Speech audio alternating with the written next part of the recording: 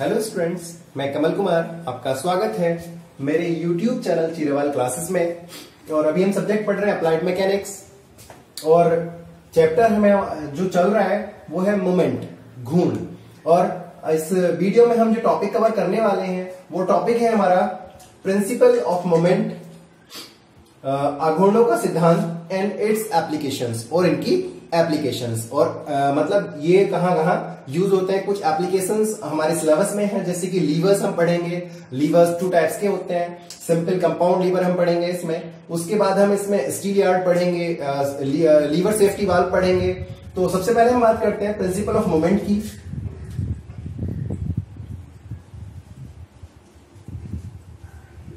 घूर्णों का सिद्धांत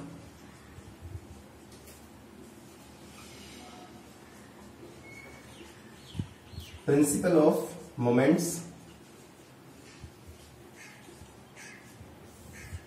देखो, प्रिंसिपल ऑफ मोमेंट्स क्या कहता है कि इसके अकॉर्डिंग कि भाई अगर किसी पिंड पर अनेक बल कार्य कर रहे हैं और उनका किसी बिंदु के परितः आघूर्णों का बीजगणितीय योग अगर शून्य है तो वो पिंड घूमने के संदर्भ में संतुलन में होगा।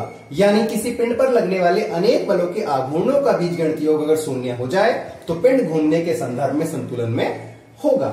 या फिर इसको स्टेटमेंट को हम दूसरे तरीके से भी कह सकते हैं कि भाई अगर किसी पिंड के ऊपर प्रवाम घूर्णों का योग अगर प्रदक्षिण घूर्णों के योग के बराबर हो जाए तो पिंड घूमने के संदर्भ में संतुलन में होगा।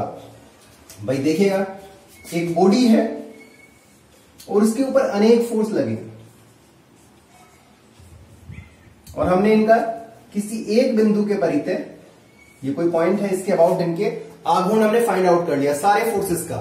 मान लिया ये P1 है, P2 है, P3 है, P4 है, P5, ये कोई पॉइंट X है। तो हम क्या कह सकते हैं कि भाई P1 का X के परितः आघूर्ण प्लस P2 का X के परितः आघूर्ण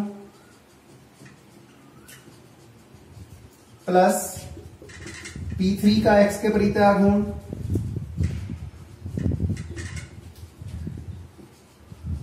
प्लस P4 का X के परितः आघूर्ण प्लस P5 का X के परितः आघूर्ण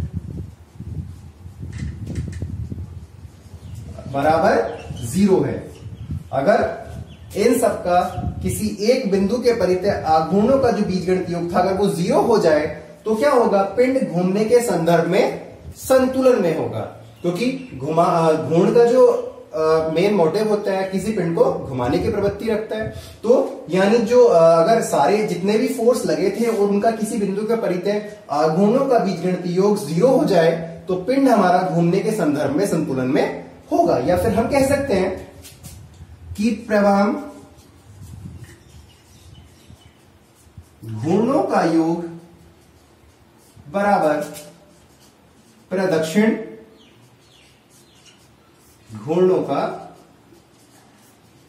योग। कि भाई कोई बॉडी है, जैसे कि मान लें एक बीम हम लेते हैं, इसके ऊपर 2 फोर्स लगे हैं, point load A B C D, और इस पे ये रिएक्शंस RA रिएक्शन RB। मान लिया ये है W1 W2। देखो 2 फोर्स लगे थे W1 W2 और रिएक्शंस हो गई RA और RB। अब अगर हम इनका किसी बिंदु के परितः मोमेंट निकाले, मान लिया कोई पॉइंट हमने मान लिया यहां पे X है, अगर इन सबका X के परितः आघूर्ण निकाले तो क्या होगा, देखिएगा ये इसको कैसे घुमाएगा, तो ये कैसे हो जाएगा, प्रदक्षिण घूर्ण। ये कैसे घुमा रहा है इसको, ये भी क्लॉकवाइज घुमा रहा है, ये भी प्रदक्षिण। अब इसको देखिएगा आरबी, ये इसको कैसे घुमाने की कोशिश करेगा, इस पॉइंट के अबाउट मोमेंट ले रहे हैं तो एंटी क्लॉक घुमाएगा, यानी ये कैसे हो जाएगा, प्रवाम घूर्ण।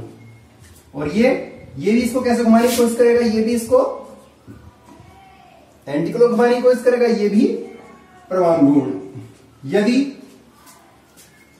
किसी पिंड के ऊपर प्रवाम घूर्णन का योग प्रदक्षिण घूर्णनों के योग के बराबर हो जाए तो क्या होगा, परिणामी घूर्ण कितना हो जाएगा, शून्य हो जाएगा और पिंड हमारा घूमने के संदर्भ में संतुलन में होगा, यानी परिणामी घूर्ण सिग्मा m बराबर 0। तो ये हो गया प्रिंसिपल ऑफ मोमेंट्स कि भाई कोई बॉडी है उसके ऊपर जितने भी बल लगे हैं सभी बलों का किसी बिंदु के परितः आघूर्णों का योग अगर 0 हो जाए तो पिंड घूमने के संदर्भ में संतुलन में होगा।